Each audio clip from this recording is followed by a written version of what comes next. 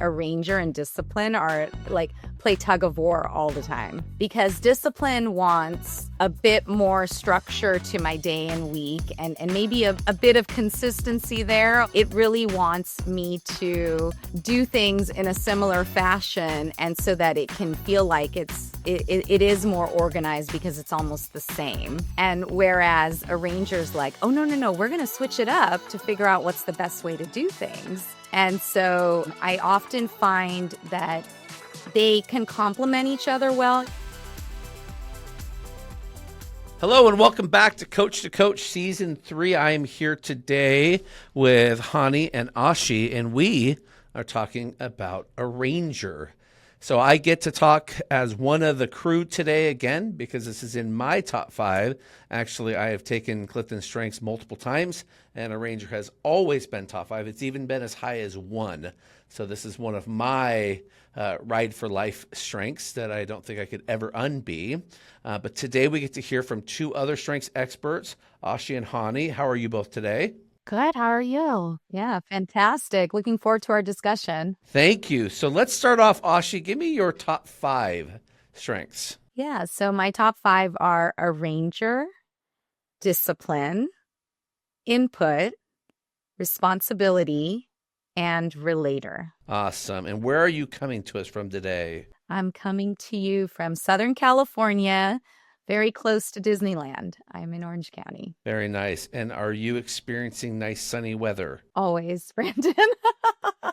Yes, we are very spoiled down here to almost always be experiencing really nice sunny weather. I love that. My daughter just moved to Orange County, so we'll have to talk offline about that. Yeah, she had an opportunity to move near the beach, and she took it. Oh, that's fantastic. She's like 4 minutes from a beach. So cool. Thank you, Aashi. Chani, how about yours? Yeah, so my top 5 are arranger, individualization, relator, empathy, and achiever. Awesome. So we do have some variants here today, and I'm going to stay with you, Chani. Where are you coming from today? I am in northern New Jersey. Northern New Jersey. So you're the opposite extreme, right? So do you get some sunny weather, or is it cold there? What are you having right now? So today is cold, but tomorrow's supposed to be like 78, and I cannot wait.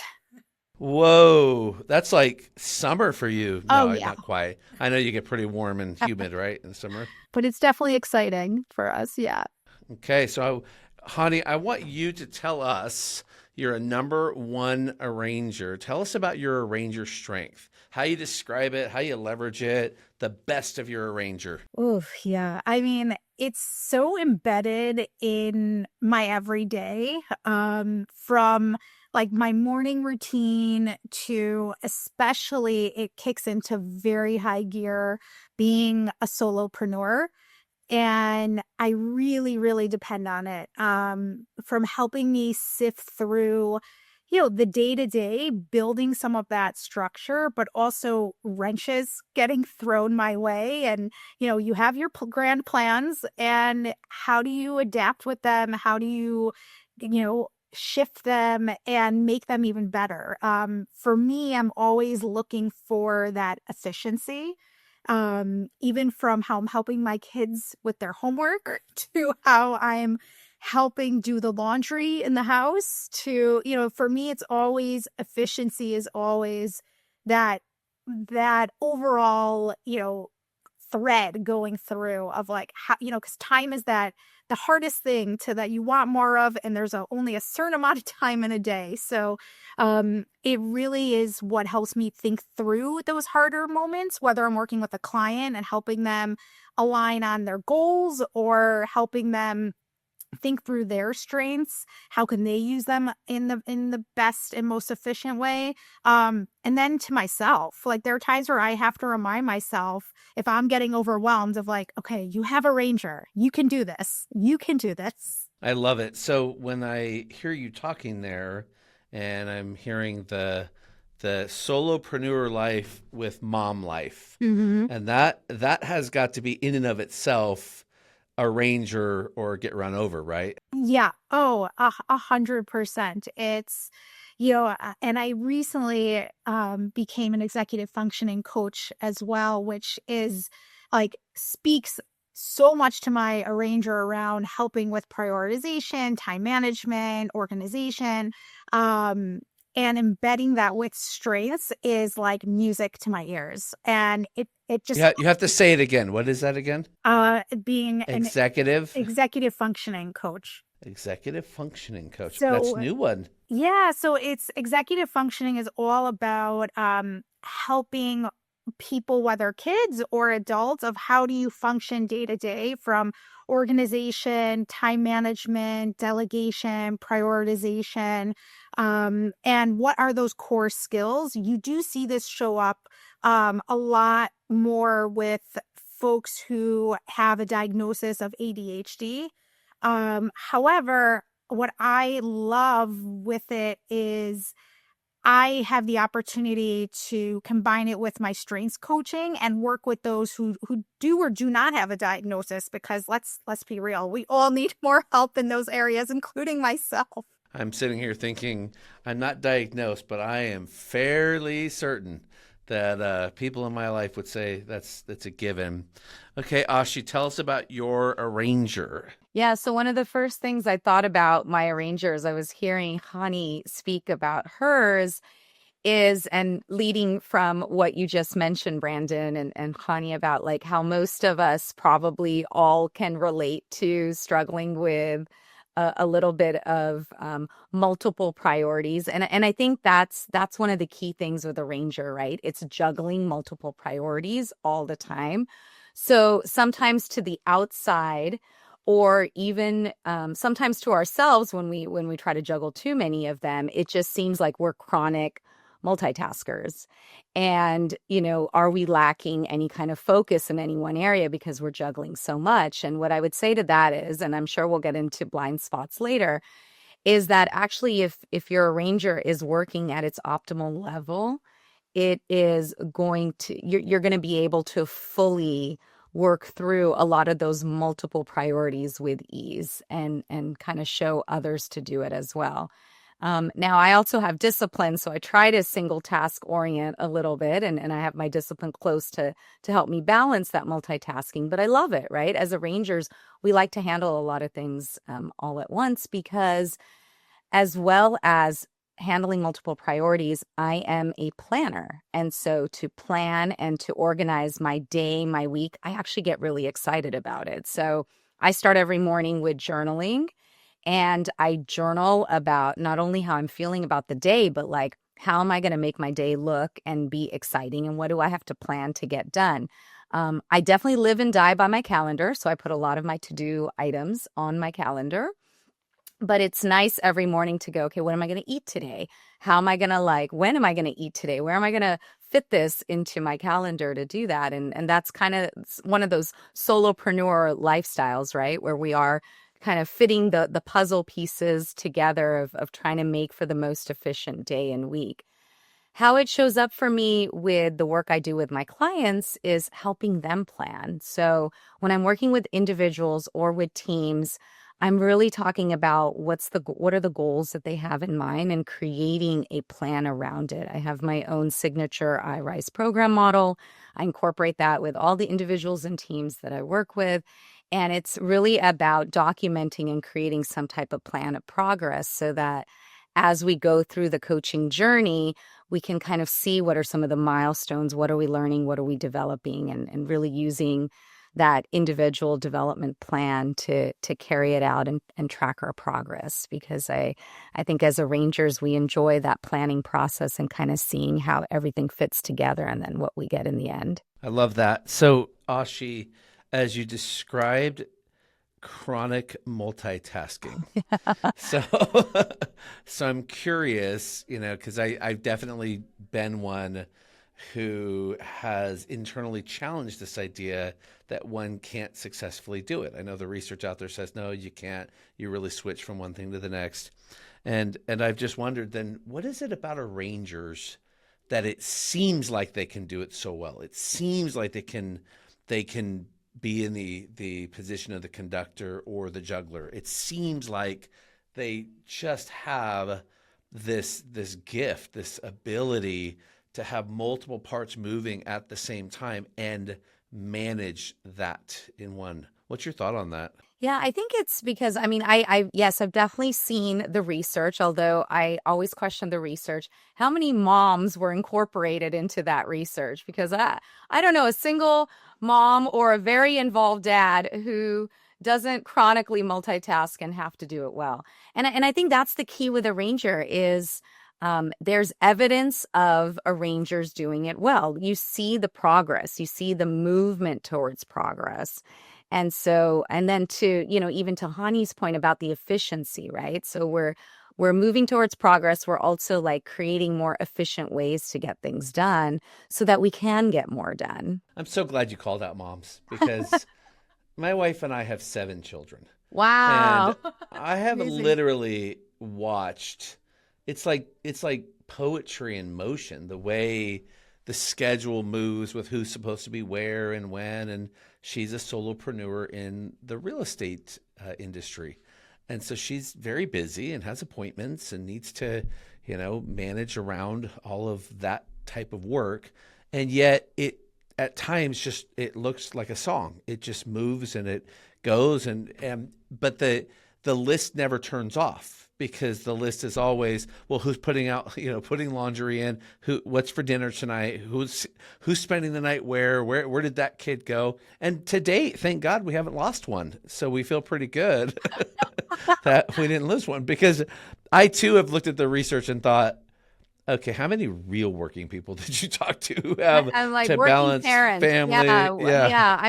I'm perplexed by it because I can see if you're in other aspects of your life, but if you're a working parent, you're juggling multiple priorities all the time, constant interruptions. You don't know how your day is going to go because someone's going to forget their homework or their lunch at home, and you're running back to do that. Yeah. So I want to, Hani, if you want to jump in on this too. So you have discipline with Arranger, and I think that's a very interesting combination. What do you think, Hani?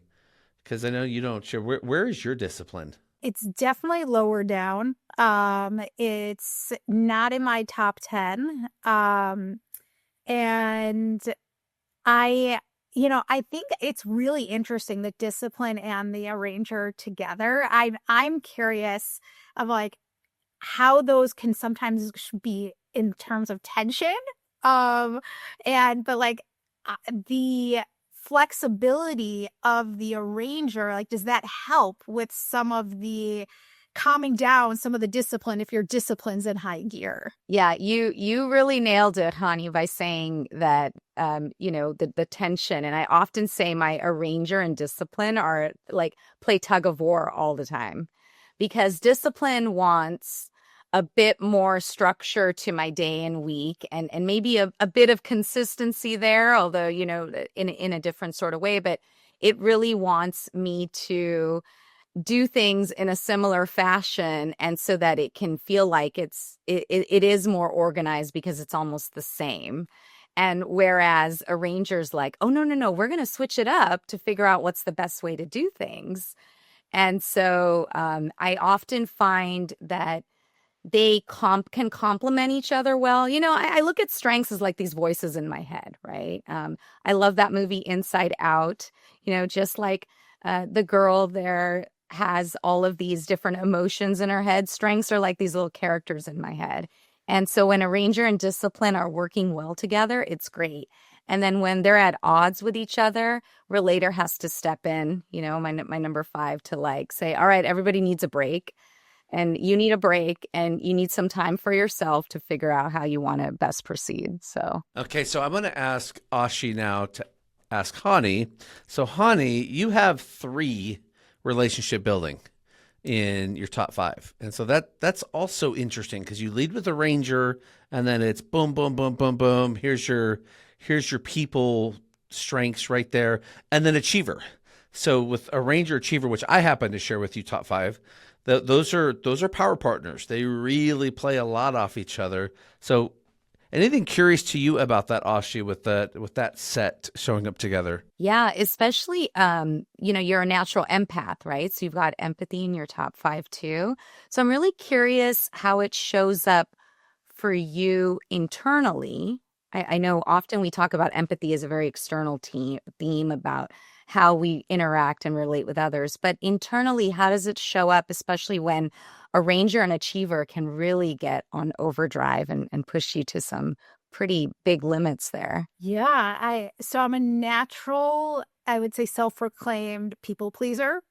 And it definitely can show up in that way. I could be working on something and just always thinking about, okay, well, what will this person think, or what will this, or what will the impact be? And it's also my individualization also playing a big role in that, especially like when I'm working with clients. I could give, 3 strength sessions. It could be the same intro to strength sessions, but they're going to look different, like, so there's 3 different clients. So to me, like, that individualization, I will turn that up. But the empathy at times, I do have to take a step back at times and say to myself, okay, I have to get this project done. And sometimes, especially, I spent 15 years in corporate HR. You have to deliver messages that not everyone is going to like. And you are not going to be the favorite person in the room. Or when you walk in the room or show up at a meeting, people are like, oh, and they don't love that you're there. And that's hard. That's really hard when you're someone who naturally has those relationship building skills, and you want that relationship with people, but you also know, the achiever in you needs to get things done. And the arranger is helping me, put all the puzzle pieces together for the best way. And sometimes the best way to get something done is not going to be the way that people might like the best. So I've had to turn up the relator piece in me also, of like, how can I, and the empathy too, like, how can I connect with people, help them see that I understand. And there could be instances that I've been in their shoes before. And how can I help them see, that this is something that has to get done, and we'll do it with as much grace or whichever way it needs to be. But that this is the full picture, and helping people come on that journey. I think that's really helpful. And I'll lean also, I have communication is number 7 for me. So that really helps me of how do I tell that story and help someone feel connected with me. Nice. I just want to add in there, I love when communication shows up with relationship building themes, because I think it's just even more effective when you can really connect with others around. And I'm sure with your empathy, that shows up a lot all the time. So you know what it is that they're looking for and they need. Yeah.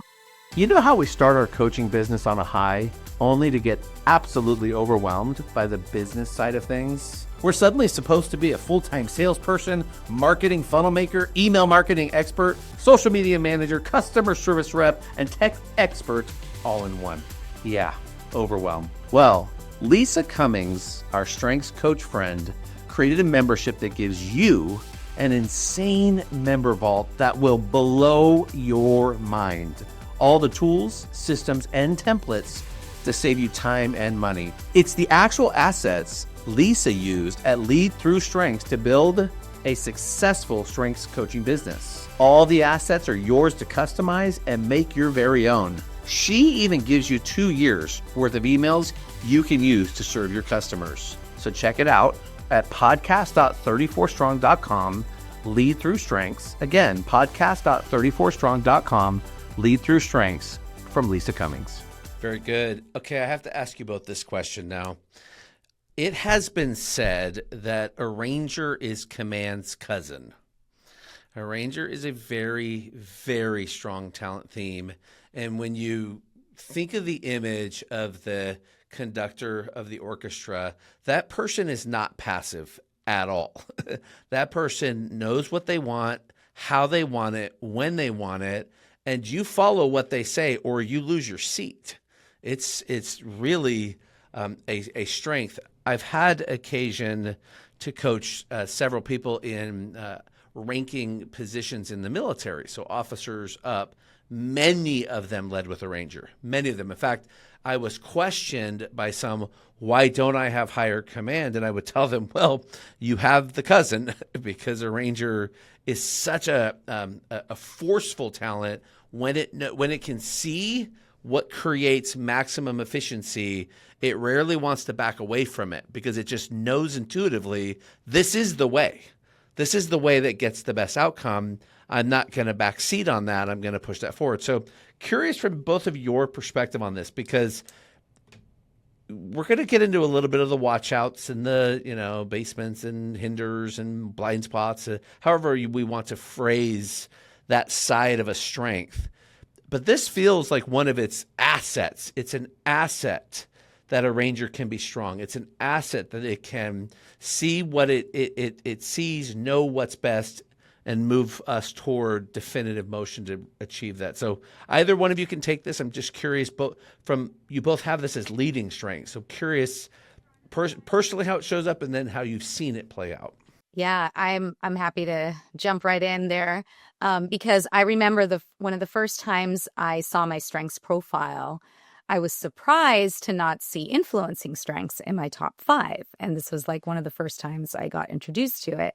And I was an executive leader. I've been in executive leadership roles for over 20 years in nonprofit, academia, and healthcare, and had to, lead change a lot and lead difficult initiatives and be the person sometimes in the room not giving the best news. And found that the beauty of a ranger, especially with the people I was around when I did have to, whether it was in times of crisis, so we see command really show up, right? Well, in times of crisis, or it was delivering some tough news, but really being bold and being able to do it. Where my ranger really stood out to help me with those influencing strengths that I may not have had, including command, was that I was able to speak to the details of the challenges ahead and the details to the changes that I was instituting and initiating. Now, some of my relationship building themes were close behind, helping to support it, but really a ranger was front and center to say, hey, not only am I a manager of change, I'm actually a leader of one. And here's how we're going to change and make this better for everyone. And so, yeah, I can totally see how it's in that command sort of, family. I have a significant amount of my individual clients who are physicians, especially surgeons.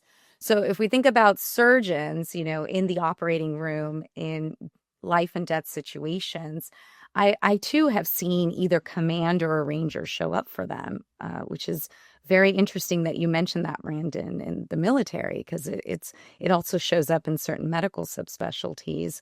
And it's similar in that, they just take a different type of approach to take on a situation. But, a ranger is able to, I think, often communicate some of that detail a little bit better about what they're doing and why they're doing it. And that's, where I've seen it show up in my leadership roles in the past as well. So I'm curious, if I took you home, how does that arranger play out? Because you very likely organize the family, organize activities, organize the trips. Yep. Just assuming maybe with it at number 1 that you may have the master calendar control. Yeah. Does that play out in your personal space as well? Yeah, absolutely. I mean, one of the first times as I was reflecting on when I first started realizing like a ranger really shows up for me, was one of my best friends. And I told her like the first time I got my report as well, she's like, yeah, you're cruise director. And I'm like, what do you mean? She's like, you're the one who's always planning all the events for all of our families. So it's not just your own immediate family, you're doing it for everybody else. And when something goes wrong, I remember a trip where it was 10 of us traveling and there was like a major strike and we, at the airport, we couldn't get through. We had to change our flights, and then our flight got canceled. I mean, it was a mess. We missed actually half of our Alaskan cruise, but I was the one spearheading in there, trying to juggle it and figure it out, and then figure out the best course of action. What can we do instead? We spent 2 extra nights in a beautiful Alaskan town and had a great time and made the best of the situation. I also have positivity in my top 10. So, so it's like not only organizing and juggling in my personal life, but really taking control of when something goes in disarray. Awesome. All right, Hani, how about you? So the control question. And for our listeners, remembering that Aashi leads with a ranger discipline with responsibility. So that's quite quite the weight, right, between those three. Those are going to have a force to them. They're going to have that, what you said, that I took control. I helped get us where we're going. And so now we're going to hear a variance because, honey, you're leading with a ranger with an empathy, individualization, but that achiever is still pretty locked in on it wants what it wants. Achiever wants to get the list done. So curious how you relate to that idea of a ranger being like command's cousin, having that control aspect. Well, and my number 6 is maximizer. So it's an interesting one in there too. I would love if my husband were here to answer this question because I would love to hear his perspective on it. But I think for me, when it comes to a ranger, thinking about it as like command's cousin, I feel like the arranger comes in, like I can come in with, if I see how, there's an issue or there's a situation or I'm working with a client, like Aashi mentioned, I could very clearly see what the steps should be and the journey. But I think for me, the relationship building skills, they give me a pause to say, I might see it clearly, but I need to take someone along on the journey and I need to meet them where they're at. I can't say to them, oh, it's this and we need to do A, B, C, D, E, F, G. It's going to overwhelm them. I even think about when I am doing homework with my son, it's like, all right, let's look at like, what do you have? What do you have coming? What do you need for the day? What do you have coming up next week? How do we chunk out what you're studying is? And a lot for me, even working with clients or for myself, a big piece is how am I chunking out the work or what needs to be done so that someone can really internalize it and take ownership of it, and that where they feel it's comfortable for them. And yeah, I'm going to push you. I'm going to try to stretch you, but not to the point of breaking down and overwhelm. And I think that's where the arranger comes in that sense of the command of like, I can see what needs to get done and I'm going to push a little bit where I know I can. But I think the flip side of it is the arranger knows, at least for me, I know when it's all right, let me like pump the brakes a drop. And like, that's where my communication might come in of like, well, I might have to go about this and say it in a different way or ask it in a different way, or my curiosity will get to me. And also having positivity is my number 9. I'm also aware of like, I can totally be your hype person, or I might need to tone that down. So really matching and seeing where someone's at. And I think that's part of those puzzle pieces for me with the arranger of, how am I seeing what that person really needs? And that's like where my individualization plays a really strong number 2 of how am I viewing each person for the unique person that they really are? And what are those things, obviously looking at their own strengths, using strengths a lot with my clients of, what are their strengths that I can lean on that will help get them into that right place and that mindset to help them with whether it's the efficiency or the planning or seeing that bigger picture for them. Because I agree. I think what's great with the arranger is they can see all the details. And what I've worked on and learned a lot is when I was younger in my career, I was always that person, like, give me a project plan to do. I can do, from A to Z. But I always felt the need to tell everyone like every single detail. So I don't know if it was the achiever in me also kind of wanting that pat on the back that I did all of those things. But as I've grown, I've also seen that, I've now built that trust that people can trust that, yeah, they see based on the work or knowing that I can get that done. The arranger knows that. And now it's more of, I don't need to tell every single little piece. I know that for myself, but how am I bringing someone along on the journey? That's what's really important to me so that they're understanding the full picture. That's good. You have a very good way of getting people to see what you see. And it sounds like the individualization with communication, with the empathy, that you can help them see, here's the way that is going to work best, or here's a path that you could take, while still giving them the respect to choose. Yeah. Even if when they choose wrong, you might look at them and go, I don't know if that's going to work, but okay. The only exceptions to what you just said would probably be my kids, where I'm going to say, I'm going to insert the mom authority on this one. And like, I hear you and I see you, but having ice cream at this hour, not so great. Like, I'm going to insert myself here. Yeah, I had a feeling we were going to be able to play the mom card, play the parent card. So when you were a part of group assignments in your schooling career, and then into career, how often were you either asked to be or you led? How did that happen often for either of you two? Oh, all the time. I mean, there were people that they would say, oh, good, I'm in Chani's group. She'll do all the work. Okay, so I was going to say, raise your hand. Raise your hand if you were almost always. That's the achiever for sure. Aashi, were you as well? Were you often the one that led the groups? I was, but I wasn't always doing the work. So somewhere in there, I figured out like, okay, how do I best delegate this for it to be as efficient as possible? And I think that's, again, some of that. I have individualization in my top 10, but the individualization and relator kind of kicking in and finding other people's natural strengths and getting them to kind of shine. And but yeah, trying to figure out like, okay, who's going to do what? Because I don't want to do all of it. I definitely don't have achiever anywhere near my top 10. So, well, I would add to this, because we're gonna have to talk about the reality of individualization with a ranger, because they're cousins of a different stripe. They have a very similar thread. Same with maximizer. There's a lot of flowing there. But I will mention to the command's cousin. I recently was helping my daughter and son-in-law prepare to move to Orange County, where you live. And they asked if I would come and move. And I don't like helping people move. And the reason I don't like it is they do it wrong.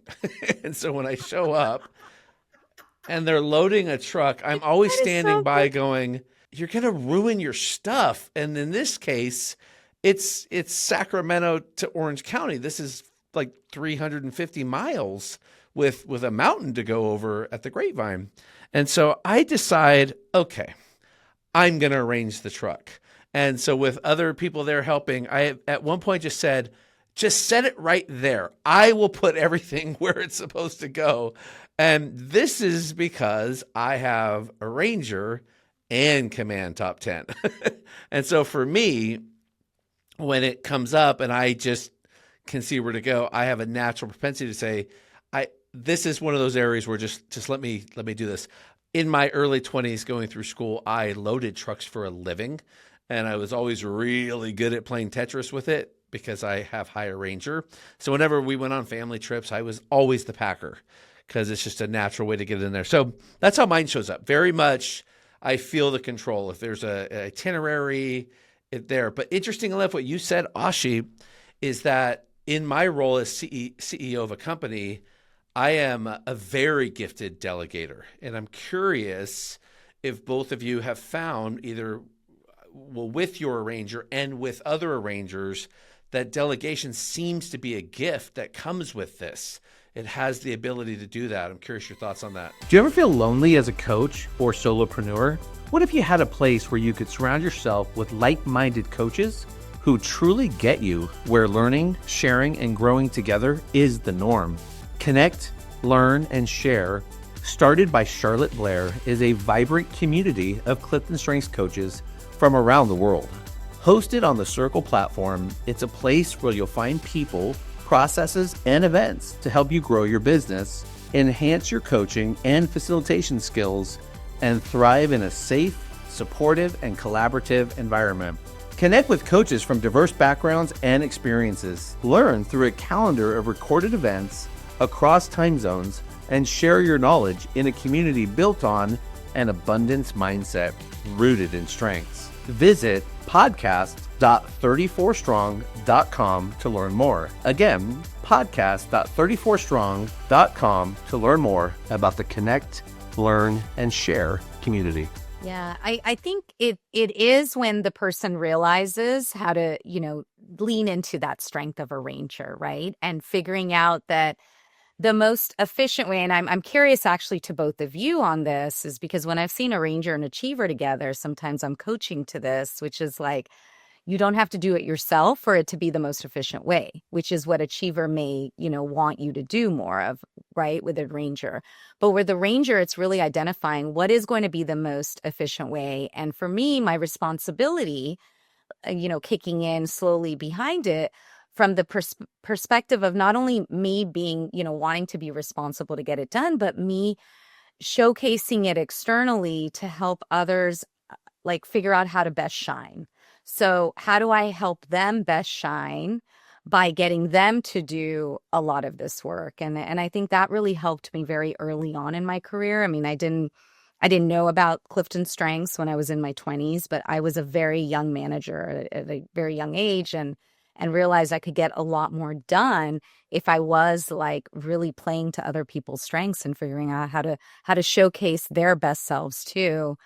And so, it's been something that's worked well for me. So it's also something I try to coach to, which is, hey, efficiency in a ranger can be not just us doing it ourselves. We know it's a strong executing strength. So we want to get things done, but we can work through others to really get those things done. How about you, Hani, with achiever? You want to take that first? Yeah.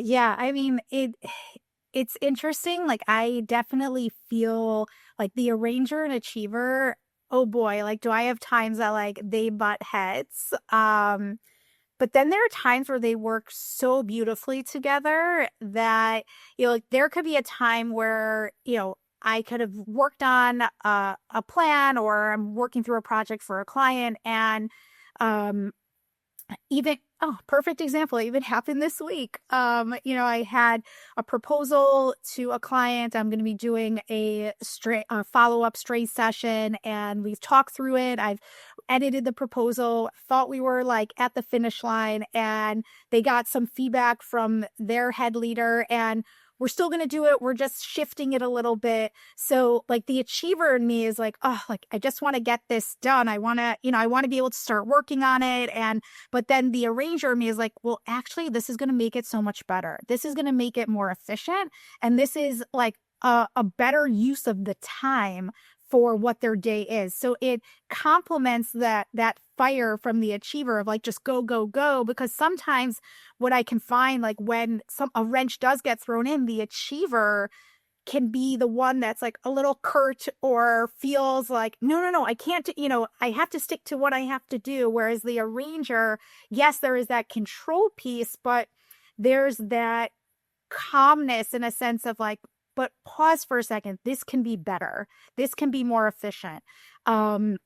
So I find that to be really helpful when those types of things come up. And in answer to the other question around delegation, I saw for myself when I led a team, what really helped was I have developer is my number 8. And that was a really nice compliment for the arranger of, yes, you want, you see the way things should be and who should have it, or who should, if you want to be the one doing it. But the developer in me wanted to help other people grow. And by giving this task off, but also using some other strengths of mine of the individualization or the communication, how can I help people see like this is a good learning opportunity for you? And it was a learning opportunity for me. I mean, learner's my number 10. So I always would like to learn from others of, just because, and I would always say when delegating a task, like just because I did it this way, that doesn't mean that's the best way it should get done. Like, I'd love to learn from you of like, what do you see? How would you do this differently? Obviously, I'm always here to support you, and I'm going to teach it to you the way I know I'm doing it, but I want fresh eyes on it. So giving that invitation to people, I think really helps also feed the arranger of like, oh, this could be so much more efficient if it was done a different way. So I hear your maximizer, and my maximizer with my arranger very much. I want the best person doing the job. I want the best, and I can pretty quickly these days. I just turned 50. So I feel like as one of my kids at my 50th birthday said, wow, you're a real adult now. And they didn't say old, bless her heart. She didn't call me old. But she said, wow, you're a real adult now. And I said, yeah, I thought I was for a while, but yeah, that's great.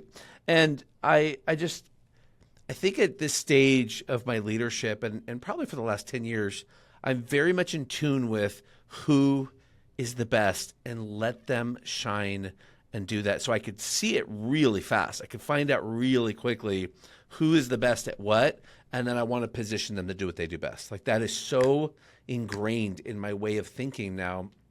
So my arrangers constantly looking for who's the first seat clarinet, right? Who's the second seat trombone? Who fits which role to do which play the very best? And so I've noticed arrangers in my career, really good coaches, really good at leading, really good at when I mentioned military, the planning, the project management. I mean, Ace is amazing at that stuff where they just seem to find flow.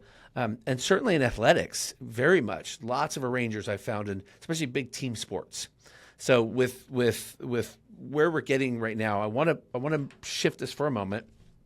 I want to ask each of us now to comment on this question. So if we were talking to a room of arrangers and we were going to tell them, here's some things you need to watch out for, and here's some ways you could develop this to be just world-class arranger. So I'm going to start with you, Aashi, and then Hani will go and I'll wrap. But we're going to give some arrangers out there just some of our sagacity. Let's just give them our years of experience now on how we all have this, but we've all coached it. So Aashi, you want to go first? Yeah, watch out for being too much of that change starter, because most people are not comfortable with change. And so I think people high in arranger strengths, I've seen this in myself, sometimes run into this blind spot. I've seen it in others where we're so quick to change and we think everyone else is just going to come along with us as well. And so that's where it's good to communicate what's happening. It's also I feel like I should give a confession right now. Yeah. For all of my team members watching, I'm sorry. And you all know what I'm talking about. So sorry, keep going. Yeah. So true. And we just naturally fall into that because we are so comfortable with change. And so be careful, to watch out for that. Communicate out what you're doing. Maybe to, Hani's point earlier, be careful of too much detail as well, which is my second one. Sometimes we're communicating so much detail that it can really overwhelm the other person or our team. So really look at your audience and figure out what is it that you need to communicate about the change to them. And, third, have you asked permission to be doing this? Are you in the right position to be doing this? I'll give you an example. I work for a food bank as part of my voluntary service. And the first times I went, I totally want to switch it up. I wanted to switch up their assembly line. And I had to stop myself to go, you know what? Just because I think this is the best way to do it may not be the best way to do it. Let me give it some time and position myself, get some trust with the team around here, and then position myself to start making some suggestions and changes and asking some permission around it. And that was a far more effective strategy, but it took me years to come to understand that. So I'm hoping that by mentioning this, I'm accelerating any of the listeners out there with arranger to be able to pause and think about what is the best step in terms of change and efficiency, and is it really what's best for the team at the time now. Awesome. Hani? Yeah, I think, similarly, I would say for arrangers, when things are feeling very overwhelming, I just remind yourself that you have that strength. There could be a lot coming at you, and take a breath. Because I think sometimes like that, the gnarly side of an arranger can be, going into overdrive or, feeling I got this, or they can maybe be a little snippy. So take that breath. You can figure it out. I think especially if anyone feels they have that imposter syndrome, the arranger can really help you of knowing that you can figure it out. Give yourself that space to think. For me, my favorite thing, even like, how Aashi mentioned journaling, like for me, a pen and paper is the best. I just need carving out some time. I similarly live and breathe by my calendar. It's a color coded, and if it's not on my calendar, it's not happening. So giving yourself the tools, and I remind myself too a lot of times the way that I would coach someone with a ranger might be different than how I am to myself. So remembering to be kind to yourself too. And I think for rangers, what's so great is just staying curious. You're always thinking about what can be, and you're able to adapt in real time. And similar to what Aashi mentioned, not everyone else can do that in real time too. So just remembering that might be where the destination is, but it might take some people a little bit more time, or you might need to look at what your influencing skills are to help get them that way. And really just remembering, as we were talking about the delegation, like don't try to do it all yourself. I know, as you mentioned, Brandon, around, the orchestra, you can be in the orchestra as an arranger, but you're not playing all the instruments. Like you have one, and but the arranger is going to understand how they all play together and everyone's role and what the importance is of how everyone needs to be together and the efficiency of it. But just remembering that that's really important about the role you play, and that you might have this really big picture and stick with it. Like don't stray from it. But to me, it's how do you lean on your other strengths to help you bring it to life in the best way possible for who your audience is. That's great. Thank you. You both did fantastic. I am realizing we're rounding the bend on our time here today for this episode. And so for the benefit of our listeners, I'd like to give them some insights into how they might find you. So Hani, if you would like to tell us a little bit about your work and where our listeners might find you, that would be great. And I'll remind everyone, executive functioning coaching is something that you're doing. I know you called that out specifically, thought that was a really cool service. But overall, Hani, what are you up to? Yeah, so you can find me on LinkedIn. And feel free. I love to always connect with folks. Also love to meet people, have chats. But I focus on few different parts in my consulting business. I do strengths coaching and team workshops as well. And I also do, as Brandon mentioned, executive functioning coaching. And I do marry that with my strengths coaching. So a little different than what your typical executive functioning coach might be. For me, I really bring my lens from my corporate background as well as my strengths background, because I look at that as a place of how can I lift someone up from the beginning of understanding where their strengths are, because it is a place where a lot of us might be hearing you're disorganized or you're not this, you're not that. So let's first learn about who you are, what your strengths are, and how do we use that to help you get better in some of these other areas. And then I also do HR consulting for different companies, whether I've worked with nonprofits, corporate clients. I have found what's interesting is doesn't matter the size of the client or the industry. Everyone has a lot of the same problems. So it's nice to be able to lean and learn from different clients and how to be able to work with, whether big or small or different industries. I just enjoy working with different people who want to really focus on their strengths, how they can be a better leader, how they can lead with strengths, and just really optimize their team for their best performance. Thank you, Hani. Aashi. Yeah, so my company is iRise Executive Coaching. So you can find me through iriseexecutivecoaching.com or as well through LinkedIn. And we specialize in working with individuals and teams in conflict. So think of me or think of us when someone says we can't work with them and we can't work without them. So what do we do?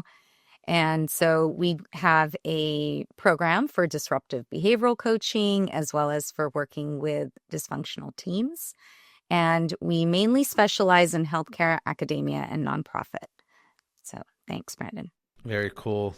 So to our listeners out there, this has been a great conversation. And we want to encourage you to take a moment to reflect on your strengths, especially all of you arrangers out there. If today's episode resonated with you, please do share this with someone that might benefit from learning more about their strengths, specifically the strength of arranger.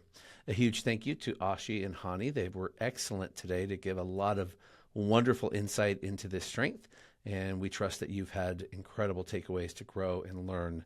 With that, thank you again for joining us on Coach to Coach Season 3, and we'll see you next episode. That's a wrap on this episode of Coach to Coach. If you've enjoyed today's conversation, be sure to subscribe so you never miss an episode. And if you're a strengths coach looking to dive deeper, join the Coach Strong community. It's where coaches like you come together to share insights, support one another, and discover partnership opportunities. Be part of the conversations that are elevating our industry. Email community@34strong.com to join today. Thanks for tuning in, and we'll see you next week on Coach to Coach. Stay strong.